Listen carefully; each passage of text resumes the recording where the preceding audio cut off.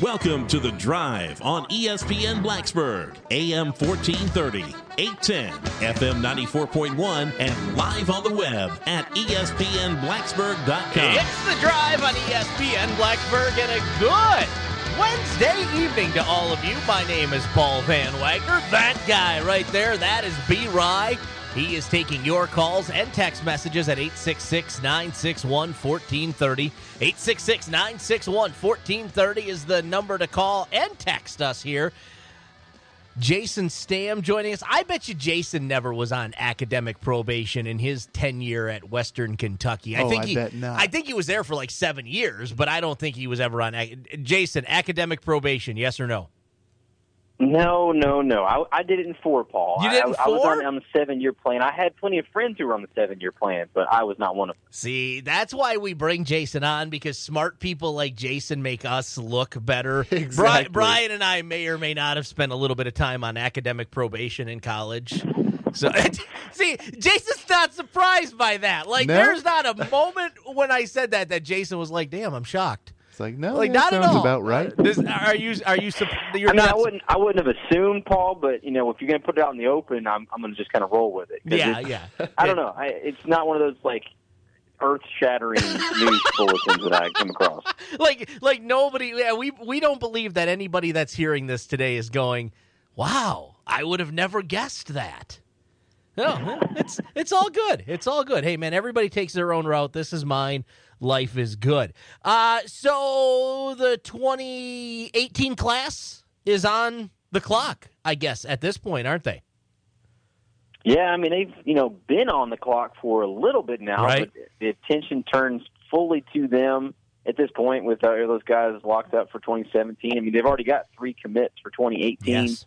They've already got a Scout 300 quarterback in DeJuan Ellis, 3-star Jamari Connor at safety, and then 2-star, which I think that's vastly underrated. I think he's at very least a 3-star Bryce Thompson from South Carolina. But you see, they're already off to a good start. All those guys committed last year, starting last summer, and they're kind of building off that. So let's talk about these 3 kids, because, I mean, at some point we're going to start adding players to this list, and we'll try to kind of cover as many of them as we can. But right now, with there only being 3, it makes it a little bit easier. And let's start out with Thompson, 6 feet, 180 pounds. He's out of South Carolina. What can you tell us about this young man? Where does he – because he's listed as an athlete. So what is he – usually that means that he plays more than one position and he'll be slotted in somewhere. Where do you see him being slotted in the Hokies in the future? Yeah, I would say he's going to be on defense. Okay. I really got a chance to watch him at I think it was their July Virginia Tech's July recruiting camp. Even then, I mean, the guy that really jumped out to me at that camp was Jacoby Pinckney, right? The 2018 receiver. Bryce was one of the few guys I feel like that really kept up with him throughout the day. They've already got a connection to Virginia Tech. Is a really good friend of his. He's a little older than him, but former teammate Wright Bynum, who's the starting long snapper for Virginia Tech. Mm-hmm. Really, I think played a huge factor in Thompson deciding to commit to Virginia Tech. I know that throughout that visit they were hanging out together, and Bryce has been back since then. I think he made at least 1, if not 2 games this past fall. But having that connection in somebody in Bynum, I think, really goes a long way, and kind of gave him a little more comfort, I think, in making that decision. Now, some of the other players that are on this list right now, as far as commits are concerned, Jamari Connor, safety. That's one position that Virginia Tech seems to be pretty well off at right now. But of course, looking ahead to the future, I mean, this is a kid that probably 3 years out from being a legit starter prospect for the Hokies. Yeah, I mean, you never can say, once these guys, Shamari, all these guys we're talking about right now for 2018 still have a whole year of high school left. Yep. So still got another year to really figure out just how good of players they are and how they can fit in. But, Shamari's a kid who, he had Colorado, Florida, Michigan, Maryland, a lot of big-time offers and picked Virginia Tech over that group. And, we talked about some schools they're trying to get in good with, and Trinity Christian is an excellent school to keep that pipeline going. Yeah. I don't know. It really hasn't been a pipeline, I guess, but they're trying to keep it going or get it back going again as far as Isaiah Ford went. Mm-hmm. Obviously, I know Isaiah played at least some minor role in getting Shamari. I know he was telling me that they didn't talk extensively, but having somebody like Isaiah who already went to Virginia Tech could kind of tell him a little about what's going on. They're not going to get into Florida a ton, but around that Jacksonville area, that's where Charlie Wiles really has a lot of connections. He recruits all down the coast, and they're going to keep looking at guys throughout the state. But that Jacksonville area is where you can really expect them to keep delving into. And Trinity Christian is another one of those national powers. I mean, they play a national schedule there year in, year out. If they don't win the state championship for private schools in Florida, they're in the state championship. So another really good one to get, and another one to really help. You hope kind of keeps some of those younger guys at least looking at Virginia Tech. Sure, absolutely. DeJuan Ellis, the quarterback. Now, I got to ask, because Josh Jackson, Hendon Hooker, now DeJuan Ellis. I mean, at some point, do you get too many quarterbacks? I mean, is that a possibility? Or, I mean, is that one of those positions where every year you need to try to kind of put another guy in there so that way you're constantly restocking the shelf? What's the theory as far as quarterbacks are concerned? I think the goal probably for every school is you'd like to, in a perfect world, it rarely ever turns out this way, but you'd like to have one quarterback every class. Okay. That way you've got somebody who can, you hope in that group you've got a dependable starter, you've got a backup, and you've got some young guys behind them that you're bringing up behind those two. So DeJuan is a kid who, yes, we've got him as quarterback. He's been a quarterback in high school. I know Virginia Tech has told him they're going to give him a shot there. Again, that's another year away. But I think ultimately he's a very good candidate to move to another position, probably wide receiver. Not a huge guy at about 5'10", right. Maybe $160, $170. But he's got really good speed and he's got good hands. Playing that quarterback position, so I think he's somebody who could be a slot receiver for him. A great athlete, and he throws a pretty good ball. But again, he's not the biggest guy, and so I think that's probably one of the biggest knocks on him. He's just not that tall. Again, Virginia Tech has told him every time I've checked in with him, they keep saying they're going to give him a shot at quarterback. At least give him a shot. So that means that could mean, hey, we're going to let you throw you in on the very first day of practice, the first 10 minutes of practice. Fall camp, who knows? Right. But ultimately, unless he really dazzles in that little opportunity he gets, I think he's probably going to move to another position. What is? I guess, and it probably depends player to player. It's completely different. Is there kind of a theory? I mean, a lot of these guys are recruited as quarterbacks. I mean, you look at Bucky Hodges. Bucky Hodges was a quarterback in high school. Obviously, Bucky made the transition to tight end and then eventually wide receiver, and he's going to make a heck of a player at the next level in the NFL, presumably.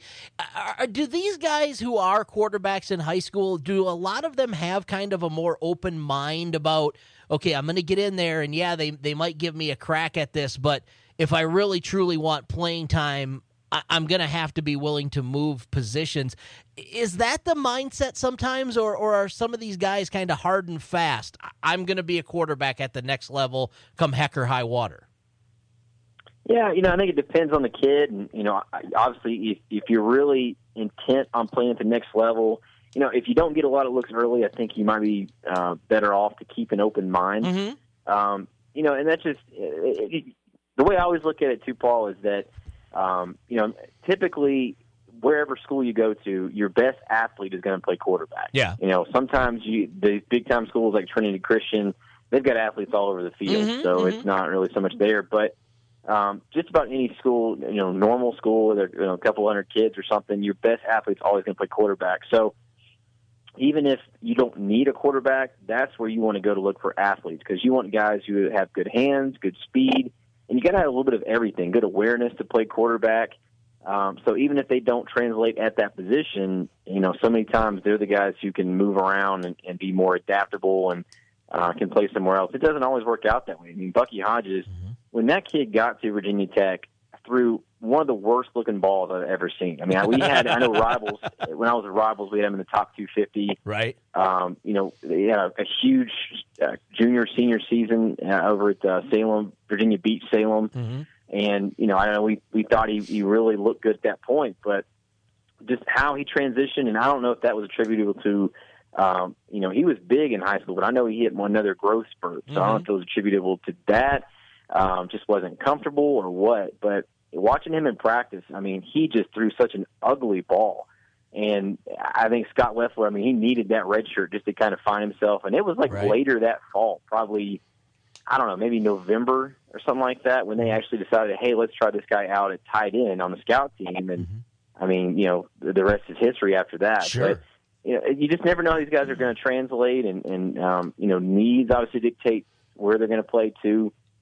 If they, a team has a need for a lot of wide receivers, then that may be where they play. But, Virginia Tech has a history of taking a lot of guys like that, former quarterbacks, and making them into just regular athletes and putting them running back or wide receiver. I mean, Trayvon McMillan, another example. He played a lot of he played mostly quarterback in high school at Hilton. So it happens all the time. It's just kind of how it works out. But yeah, that's usually a lot of times where you look for guys is just a quarterback, because those generally are the better athletes. I'm looking at the prospect list for 2018, and there's a ton of kids on there. Now, obviously, you got Virginia Tech in with the likes of Alabama, Clemson, Florida State, LSU, Michigan, Georgia, Ohio State. I mean, obviously, if you're Virginia Tech, you're hoping that you can get some of these kids to show some interest. Realistically, like these top kids, like the Mitchells and the Leidens and the Youngs and the Dotsons of the world, does Virginia Tech have a chance at these kids? I mean, they have a chance with a kid like Taraja Mitchell. I know it. What the whole fallout with Taj Capehart doesn't help, and that's Taraja's teammate. So I think even before that, he was probably looking to go out of state, but that may push him further. Looking at that list, I'd say the guy they have the best chance with as far as the highest ranked guys is probably Nana Asiedu. Okay. Kid from North Stafford High School. He's been to Virginia Tech a couple of times. He'll be a tough pull. KJ Henry also has been to Virginia Tech multiple times.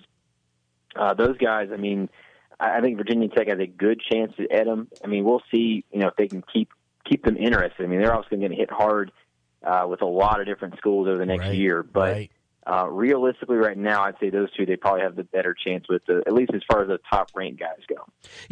We always hear Coach Fuente and Coach Foster and the rest of the staff talking about winning the in-state battles. You got kids like Pope, the outside linebacker, who's from Dinwiddle High School here in Virginia. You got guys like you mentioned, Asiedu, who's a Virginia kid. Obviously Mitchell and the issues or maybe not issues with Bishop Sullivan there and what's going to happen. Winning those in-state battles, do you think, as an expert in this field, Jason, that is the most important thing, especially when you're in a rich environment like Virginia? I don't know. I really don't. I think, there's a lot made with that. Everybody thinks they need to keep guys home. For Virginia Tech, I think it's a different deal because of where, Virginia Tech is located in the state. I mean, you're talking about you're 3 hours away from the nearest metropolitan area, and that's Richmond. Right. I mean, you're 4 or 5 hours away from the beach in D.C., the biggest areas where these guys are. So I think it's not in a way they're not really staying home. They may be staying technically in state, but it's like a completely different thing over here in the New River Valley. So I don't know, if you don't win in state, you've got to make up for it in other areas. And I mean, they're getting really into North Carolina a lot more. They're getting into South Carolina. They're making some headway in Georgia. They brought a couple guys in from Florida, so they're looking in other areas, and I think that's what you have to do. You can't be so focused just on your home state. You need to kind of hold serve in your home state and at least get a couple of guys out there every year. But at the end of the day, I don't think it's make or break. I think there's too much made as far as whether guys stay in state or not, because especially in Virginia Tech's case, I mentioned how far a lot of these guys in state are. You've got Winston-Salem, there's a lot of guys that come from around that area that are 2 hours away. So you're a lot closer a lot of times to these kids in like North Carolina than you are in Virginia Beach or Northern Virginia. So I think a lot of times people don't really keep that in mind. It gets kind of overshadowed. But But yeah, I will say if you don't keep in state, you've got to make up for it, at least with guys out of state. Is having Justin Fuente and the offensive staff and kind of their Memphis ties and things of that nature, does that open up Kentucky, Tennessee, Mississippi, maybe a little bit for Alabama? I mean, obviously with Alabama, you're fighting with Alabama, but does that open that up a little bit for Virginia Tech as far as kind of where they can cast their net out to? You know, it's kind of interesting when Fuente and that staff first got to Virginia Tech, and I think that's just because they didn't have time to really go into the areas that Virginia Tech traditionally recruited. Mm-hmm. But you know, within the first, I think, month, they offered, if I remember, like 3 or 4 guys from Oklahoma, offered a couple guys from Louisiana, and obviously we haven't seen any offers go out over there in Oklahoma since Fuente really has gotten. You know, I guess after that first month. I mean, Justin Fuente is an Oklahoma guy; he's got a lot of connections there. They have offered a couple guys in Louisiana, but honestly, generally they've moved up north a little bit more. You're seeing more guys getting offered from Michigan and New Jersey. You know, haven't really gotten too much out west past Michigan. I mean, that's Brian Mitchell connection with Michigan. So you're going to see more offers go out of there. You'll see more go out in Jersey. But they've hit North Carolina especially hard, and I think that's big. And you know, again, because they're so close to a lot of these kids, and they're right in the middle of ACC territory. You're not fighting off some of the SEC schools quite so much because they are in prime ACC ground in North Carolina. So I don't know. They have expanded the footprint a little bit, but, you know, I think it's not quite what we thought it was going to be when they first started. You know, and that was just kind of out of necessity, I think, when they first got here. They didn't have a lot of time to finish that class of 2016. So a year into it, I think they're getting back to their roots and really laying some ground, especially in, like I said, North Carolina, South Carolina, Georgia. Khalil Pimpleton comes from Muskegon, Michigan. Offensive tackle Antoine Reed is also a Muskegon product. Obviously, you kind of play off of that a little bit if you're Virginia Tech because one of the big needs, I think, moving forward is obviously going to be offensive linemen, and he could potentially fill that need. Yeah, he's not really high on their board right now. I mean, offensive line is a spot they really going to kind of go back to the drawing board and figure out where they stand with a lot of guys. I think Antoine Reed is a huge kid, and you know he did visit last year, and you know, things always change. I mean, you know, Mekhi Becton was a huge kid, and they never really were really in on that kid, so it wasn't really a huge loss on signing day because they just never really went full in on him, but. You know, they've got to kind of figure out what they want to do at offensive line. I think they're good in a lot of areas. Offensive line's just, it's a little bit more difficult. A lot of times it seems like to recruit for. It's not really a concern at this point, but it's something to kind of keep an eye on as far as what they decide to do and who they decide to really go full throttle on. On the basketball side of things, switching gears here real quick, and then we're going to let you go. I know still got Alexander Walker, Beatty also in the mix. Have the Hokies made any progress with any bigs recently? Yeah, they got P.J. Horn over the weekend. I don't know if I'd really necessarily call him a big. He's going to have to play the 4. He's about 6'6", from Tift County, Georgia. He was teammates with Tyree Jackson, who's redshirted this year for Virginia Tech. I don't know. He's kind of in that mold of a Lede. I think I've heard some people allude to that because, you know, Lede is not that big. He's 6'7", and had to play even the 5 at some time. So, you know, it's not really a huge concern. I know they would like to have somebody about 6'9" to 6'10" if they could. Of course, they do have Blackshear and hoping he can come back strong next year. But you go back to Buzz Williams even when he was at Marquette. You know, one of the most successful bigs, quote-unquote bigs, that he had was Jay Crowder. And Jay Crowder was not that big. So that's just the kind of lineup that Buzz likes to go with. It's very guard-heavy. You know, you're playing at least 3 guards at a time. So, you know, if you can have somebody, you know, decent size, like maybe a Chris Clark who can kind of clean up some of that work on the glass, you're fine. But I think that's probably where they're going to go. They could be the end of the 2017 class with P.J. Horn. There's just not a lot of other good bigs out there. So I think based on what was out there, based on that connection and pretty underrated kid, I think he probably was one of the better options they could have gone with. Jason Stamm is with the VT Zone and Scouts.com. Any sort of February type, maybe March Madness kind of deals that you guys got going on? You want to sell me a little bit of Sports Illustrated, maybe? Yeah, nothing really new right now Okay. that we haven't already done. I know there'll be some more stuff coming when we get closer to March Madness. We always have some promotional stuff around then, and Scout's really big on flash sales. So I got to say that too. If you're thinking about it, definitely pay attention to the flash sales because we'll hit them. We'll throw them out, every so often when we feel like it, kind of thing. Well, I like it. It's any way you can get it. Scouts.com is a good deal, and plus you'll be up to date on what's going on recruiting wise, not only in football but basketball and maybe even a little bit of swimming here in the future. I don't know. Is that a thing? It depends on the interest. I mean, we'll go wherever we get interest wanting people to cover stuff. So, dude, the H2Okies are a big deal. If you want swimming coverage, get on it. I'm curious. I want to know who the top springboard diver is coming out of North Carolina next year and signing with the Hokies. Jason Stamm, as always, man, I appreciate your time. Thanks for putting up with me all this and doing this with us every week. Hey, Paul, glad to do it, buddy. Thanks for having me. All right, brother. Take care. Have a good one.